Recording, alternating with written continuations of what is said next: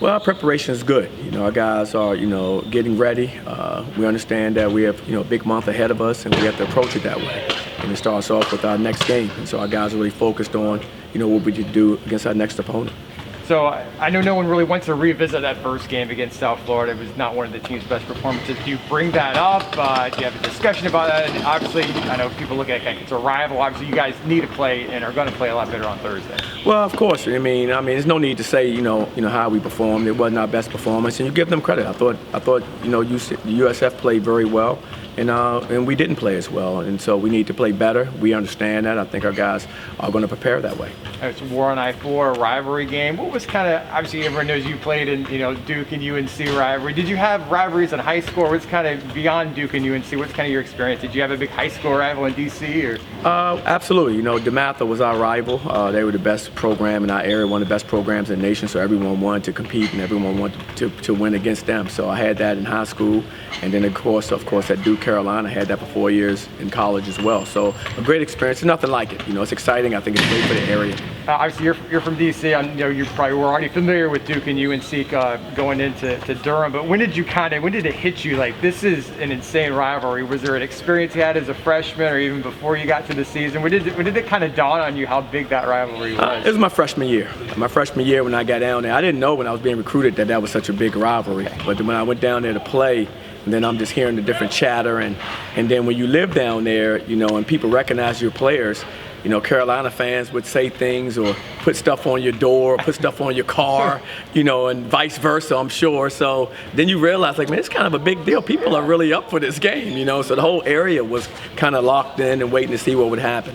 Did you, people knew who you were right when you arrived? Like, did you be out at eating lunch somewhere or something? Obviously, with the campuses so close to each other, were you recognized pretty early on? Maybe like UNC fans heckling you? Or? No real heckling. Okay. It was more low key than that. Okay. It's just a sticker here or a note on your door. Hope Dukes loses, or hope Carolina wins, or the same thing with your car. Underneath the windshield wiper, maybe a note saying something. It was all tastefully done. It was nothing that was really bad, but it let you know that hey, it's on tonight. It's going to be a big game, and you better be ready for it. Darius Johnson's obviously learning a lot this season. Obviously a really good freshman year for him so far. Where would you like to see him kind of take the next step? What does he need to do to become even a better guard than he is now? Well, he needs to just continue to stay aggressive, continue to keep learning, what we want in our system. But he's playing well.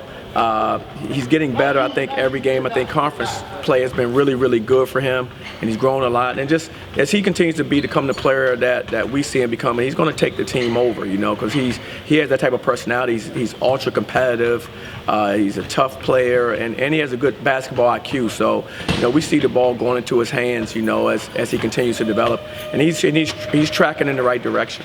He's been more aggressive in recent games. Maybe could have been a little bit more aggressive against Houston. I heard you on the radio last night. Like, this is a physical league, and it's okay to drive through the hole and get a little bit of contact, right? Yeah, it's not just okay. It's going to be accepted regardless. Yeah. So you have to play that way, which is fine. It's a good way to play. I think it prepares our guys for opponents not just in conference but out of conference.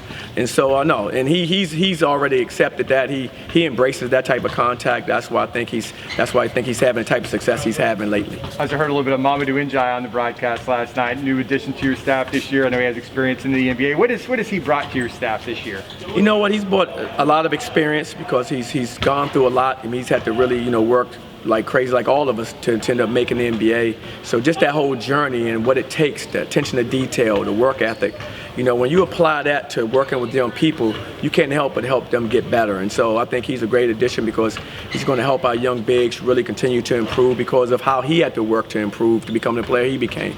And then in the locker room, just the credibility that he has because having done something that every player in that locker room would like to do, that's a dream of all of these young players, is a perfect guy to listen to because who knows better than someone who's already done it. So I think having another person like that on your staff just kind of adds to what we want. Obviously, he has a big role in tutoring Mbake.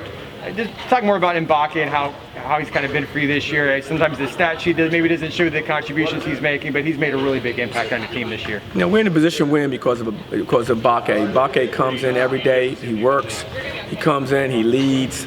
And so, with his leadership and his work ethic, it just permeates through our team. So just excited to have him. And of course, he and Mama do it close because of the relationship, prior relationship. But really have enjoyed, getting to know Mbake myself, and what he's done for our team has been terrific. Our guys love him, and I think you can see it by how hard they play for him on the court. What do you have to do better on Thursday against USF when you kind of look at their lineup? Obviously, you got to get out to a better start. Well, rebound the basketball. It's got to be something we have to really concentrate on. I mean, they doubled us up in rebounding, which means that was a tremendous effort by them. We have to do a lot better job of rebounding the ball on both ends of the floor.